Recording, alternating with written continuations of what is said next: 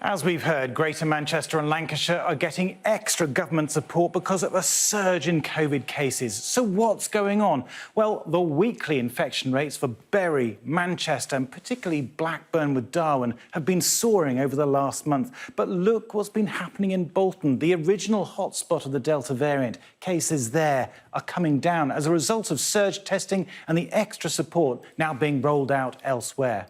So who's getting infected? Well, these are heat maps. The darker the colour, the higher the infection rate. And in Bolton, where the virus has been spreading for longest, it's reached all age groups. But elsewhere, it's far more common in young people, aged 16 to 29. Town after town, the same pattern. And look, it's been heating up most in the last week.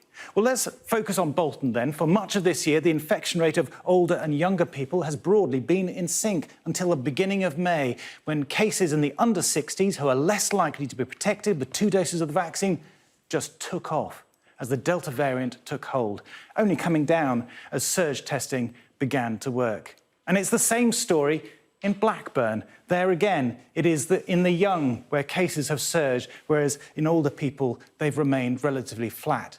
And the vaccine is also preventing serious infections.